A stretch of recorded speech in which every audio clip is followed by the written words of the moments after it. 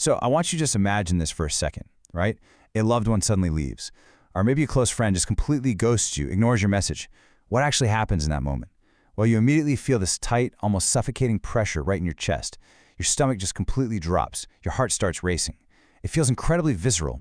Honestly, it feels physical.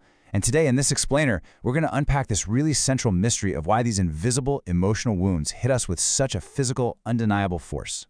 Think about the exact moment someone insults you. Like, really think about it.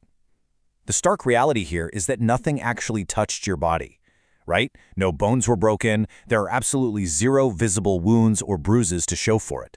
And yet, the physical reactions your body goes through are incredibly intense. I just want to pause for a second and let the gravity of this biological glitch really sink in. It's wild, isn't it? How on earth can words, or even just silence, make our bodies ache like that? Okay, let's dive into this because it brings us to a really profound question. Is emotional pain truly just in your head?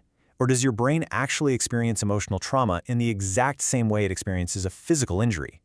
Today, we're investigating this strange phenomenon to uncover exactly why rejection feels so absolutely unbearable, and what neuroscience reveals about how we can actually heal these invisible wounds. To truly get a handle on our modern minds, we actually have to travel back in time, 50,000 years to be exact. I want to transport you back to our ancient ancestors, living in these close-knit tribes. Back then, being part of a group wasn't just some nice optional social arrangement. It was literally a matter of biological necessity. Being in the tribe meant access to food, warmth, and vital protection from the elements. It was everything. Now, what's really interesting about this slide is the stark, fascinating contrast between our past and our present. See, to our ancient brain, being cast out meant facing predators, starvation, or death completely alone. Social rejection was a literal life-threatening emergency. Now look at our modern reality. Getting rejected after a breakup or, being left out of a group chat on social media, that's not actually going to kill you. But here's the catch. Over thousands and thousands of generations, the human brain evolved to treat social pain as a matter of absolute survival. It literally still confuses modern emotional threats with actual physical danger. And this brilliantly illustrates what scientists call evolution's alarm system. Modern brain scans have actually revealed something absolutely incredible. When you experience emotional pain or rejection, your brain doesn't just, feel sad, it actively fires up the exact same neural circuits associated with physical suffering. And from an evolutionary perspective, well, this makes perfect sense. Physical pain exists to protect your body from damage, right? While emotional pain exists to protect your essential relationships.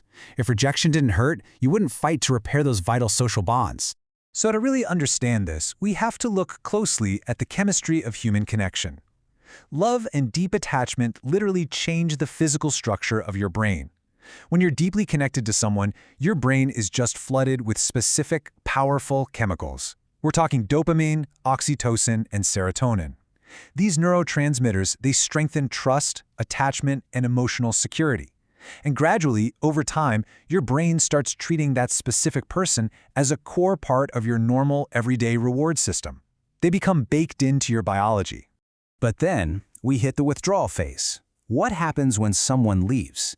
Suddenly, out of nowhere, your brain loses a massive source of its emotional reward. You might experience intense cravings just to contact them. You might have a total lack of concentration, and you'll probably find yourself constantly replaying memories. You aren't being weak here. This is a profound biological adjustment that, surprisingly enough, mimics actual drug withdrawal. Your brain is desperately trying to recalibrate to the sudden loss of that deeply rewarding connection. Which brings us to a really common, and let's be honest, incredibly frustrating question. Why does your mind keep replaying those painful moments? The breakup, the betrayal, the humiliation. Why can't we just simply forget and move on? Well, it's because your ancient brain is absolutely convinced that these painful memories contain vital survival lessons for your future. It's essentially thinking, hey, if someone betrayed you once, I have to remind you constantly so you never ever let it happen again. It stores these emotionally painful events in incredible detail specifically to protect you later. So the crucial point is how we process these two very different types of injuries. Physical wounds have clear, predictable timelines. A broken arm or a cut eventually heals up and fades away. But emotional wounds? Those are invisible, and they depend entirely on memory, meaning, and interpretation. The real tragedy here is that an emotional wound is partially recreated, effectively reopened, every single time the memory is replayed. And that right there is why emotional pain can last for months or even years. It's not because the terrible event keeps happening in real life, but because the brain just keeps reliving it on a loop. But here is the highly hopeful, biological good news. Your brain is fundamentally designed to adapt. Healing is absolutely possible. And it isn't about just pretending the pain never happened. It's about empowering your brain to create entirely new experiences. We're moving into this mastery phase now of understanding our own biology, learning how to actually work with our minds instead of constantly fighting against them. Let's move to and see how this builds into 5 scientifically grounded steps to actually help your nervous system heal. First up, name your emotions. Research shows that just saying, "I'm feeling rejected," instead of "I'm broken," actively reduces the intensity of the feeling. It calms the brain right down. Second, reconnect with people. Positive relationships and supportive communities literally soothe your nervous system. Third, create new memories. Learning new skills, traveling, or just building new habits creates fresh neural pathways that slowly reduce your brain's obsession with the past. Fourth, stop fighting every single painful thought. Thoughts are just messages. Observe them, understand them, and just let them pass. The less you struggle, the less power they hold over you. And fifth, give healing time.